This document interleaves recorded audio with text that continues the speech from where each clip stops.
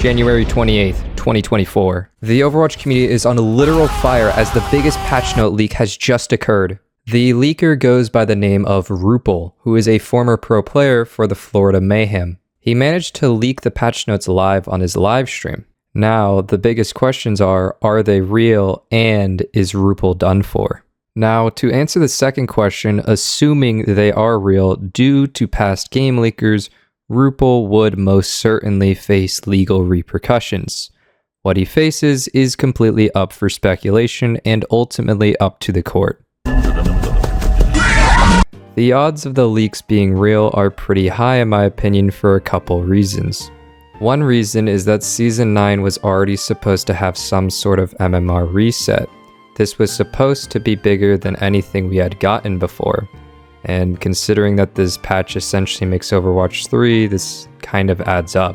The Pharah rework, which I will also talk about later on in this video, was mentioned around in October by Blizzard, meaning Rupel would essentially have to plan multiple months and patches in order to successfully jabait people. My reasoning on why this is unlikely is that he is an Overwatch player with no prior history of trolling like this. He also gains almost nothing out of this. Considering the devs and certain top content creators haven't even disproven the leaks, makes me convinced that they are real. With that out of the way, let's get into the actual interesting part about the leaks. Now, considering there is a ton of information here, I'm not going to read it all, but I will give the Lilacs translation for pretty much all of it, and try to make them simplified and shortened to best understand what these patch notes actually mean for the game. So with the first big thing in the patch note is the global projectile size increase. So as it states, most damage dealing projectile sizes have been increased, allowing all heroes to hit their targets more easily. Essentially, this is going to make Overwatch a lot more easier from a competitive perspective. However, I don't necessarily think this is going to kill Overwatch. It's something I personally don't want in the game, but I can kind of see if you want new players to come in to make it easier for a casual perspective. But they also did this to compensate the health increase later on in this patch. On top of the global projectile size increase, they have also increased the projectile size of hit scan weapons. So hit scan weapons with a high spread and rate of fire, such as Soldier 76's pulse rifle, have been increased by 0.05. So the best comparison I can make with this is that Mei currently has a 0.30 projectile size. So you can imagine 1/6 of what Mei can currently hit is what Soldier 76's gun will now be able to hit. Average hit scan weapons and abilities such as Cassidy's Peacekeeper have been increased by 0.08. So this one gets a little bit more complicated because when you start increasing it, it gets a little bit harder. But imagine Junkrat and Pharah both have currently 0.40. So imagine 1/5 of what Junkrat and Pharah can hit. And a better, but kind of more inaccurate, is Kiriko has currently a 0.18. So a little bit less than half of what Kiriko can currently hit is what Cassidy's pistol will now be able to hit. Travel time projectile weapons that are shotguns, such as Roadhog's scrap gun, have been increased by 0.05, which you can think back to the Soldier 76's pulse rifle example. And my personal favorite, because I played Junk and Pharah because I can't aim, is that travel time projectiles that travel slower than 50 meters per second, such as Pharah's rocket launcher, are increased by 0.15. The best way I can describe that is that's around a 37.5% increase to its current projectile size. And then travel time projectiles that travel 50 meters per second or faster, such as Hanzo's Stormbow, are increased by 0.1. So you can try to imagine 1/3 of what Mei can currently hit, and then you just add that hitbox increase to Hanzo's Stormbow. Now that's kind of the boring stuff out of the way. I know projectile sizes are never really a fun or hype thing to talk about in Overwatch.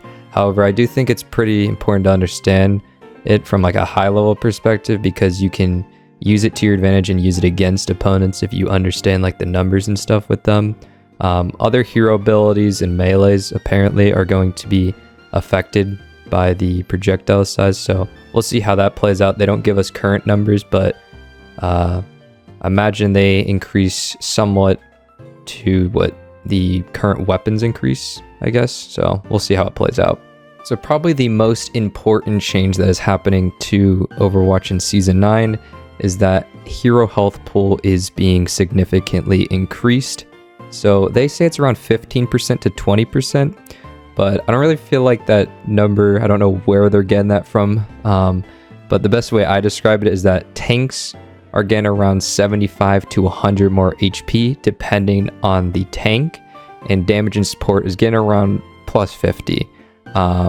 With minus a few exceptions like Widow and Tracer only getting like plus 25, but that's the best way you can imagine how the health pool is going to be changed and how this game is going to play a lot differently with how damage and health is played around.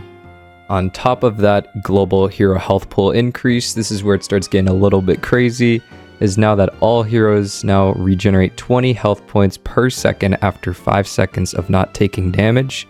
Now, this I think is actually a good change. I think this is going to completely change how Overwatch is played from a competitive perspective and a casual perspective.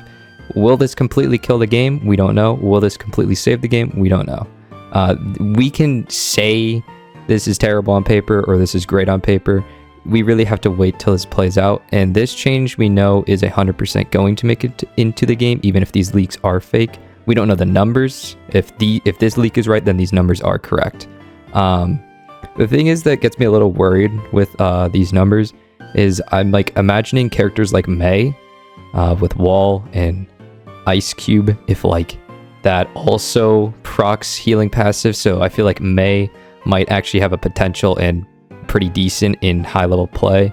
And also a character I'm starting to think is going to be pretty meta is Bastion, for simply shredding people with how health pool is now going to be playing into Overwatch. Support's healing passive is still better than damage and tank dealers. So instead of 5 seconds of not taking damage, it's only 2.5 seconds for supports. So it's still better, but I imagine this game is going to have a lot less supports needing to heal and more damage because the health increase, and now that tanks and damage dealers don't need as much healing, I feel like this is going to be a hard, whoever has great DPS output is going to win games. All hero ultimate costs are increased by 10%. Kind of a boring change, but still important to know. Another really crazy thing is tanks are getting mad damage increase. I'm not going to go through all of them, or actually I'm probably not going to go through any of them because there's so many, but I will link the Reddit post that this leak came from, and you can read it on your own. I'm personally not a tank player, so I don't really care for them that much, but they are pretty important to know if you're versing them. But the other thing that's really important about tanks in this patch is that they have a new role passive, which is absolutely busted, but I think completely needed for this game, is that dealing damage reduces healing.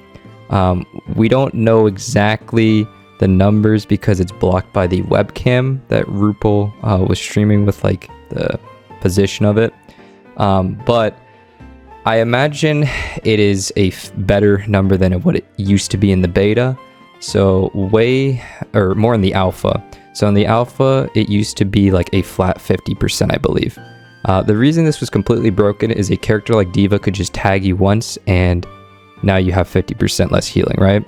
I assume they're going to do flat numbers rather than just like your damage things. I think it needs to add up to a certain total, and like let's say you get to 150 health, then you get like a percentage decrease, and it goes all the way down to like 50 HP or something, and you're at like a 75% debuff is my assumption.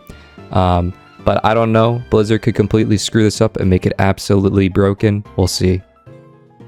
The last major thing is that some DPSs are receiving some minor buffs to their kits, but the main DPS that is receiving changes is Pharah. She is receiving a rework. I knew this was coming since Season 7 because it was teased, but this is a lot better than I thought it would be, and I think Pharah will easily be an S tier character if these leaks are true, because these numbers are crazy. So her self-damage percentage is decreased from 50% to 25% on her rocket launcher, meaning if she shoots her feet, currently does 40 damage, now it only will do 20. Her recovery reduced from 0.85 to 0.8, basically be able to shoot quicker. Her projectile speed increased from 35 to 40.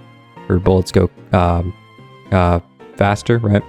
She also has a bigger bullet, if you remember now, from earlier on in the patch note. She also now has a new ability, which is bound on secondary fire, but you can also do how Hanzo does, where if you double click your jump key, you'll dash forward. So she kind of has like a Hanzo dash now as a new ability. It has a 10-second cooldown, which is kind of long for a dash, but I imagine it's probably a good dash. And it's like a horizontal dash.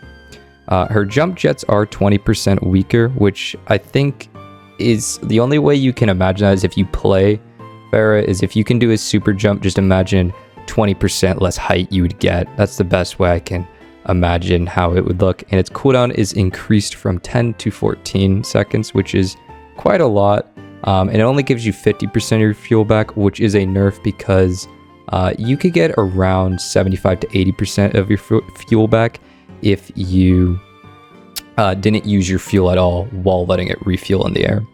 Her concussive blast is 25% weaker horizontal knockback, which is basically making boops harder. Her range decreased from 8 to 5, so just imagine a circle and the radius to even get the boop is now smaller. But the cooldown is decreased from 9 to 7 seconds. It now deals 30 explosion damage, so she's now going to be even easier to do damage and just spam out her boop, I imagine, to try to finish targets off. Her rocket barrage now instantly reloads her rocket launcher, which I didn't even know why this wasn't even a thing in the first place, but you know, is there. Her hover jets, which is her passive, is now her fuel is decreased by 20%. So now she sounds like, oh, she's just ground Pharah. But now her speed boost is increased by 100%, meaning when she flies, she is 2 times faster the movement she currently has. This gives you better aerial maneuverability, it says, but this no longer refuels in the air and will only refuel when you touch the ground. Fuel can increase to 200% if filled, but it's blocked by webcam. I'd assume with your abilities, they're talking about like your dash and jump jets. And you can use your, without fuel, if you have 0, you can slow your descent. I imagine this is how Echo is, where if you hold space, you go slowly down. That's pretty much what they did to Pharah. Pretty much she is going to be a lot more harder to hit. She's going to do a lot more damage. It's going to be a lot easier to do damage. But I think she will fit in pretty good for like probably like a couple weeks till I think the numbers are a little too strong and then they tone it down. That's about it for the leaked patch notes. I appreciate you guys watching till the end of the video. I will try to upload more because if these leaked patch notes are true, I'm definitely going to give Overwatch another shot. That's kind of the main reason I did take a hiatus in the first place, because I was just found Overwatch so boring and dry. But that's about it. And as always, thank you for watching.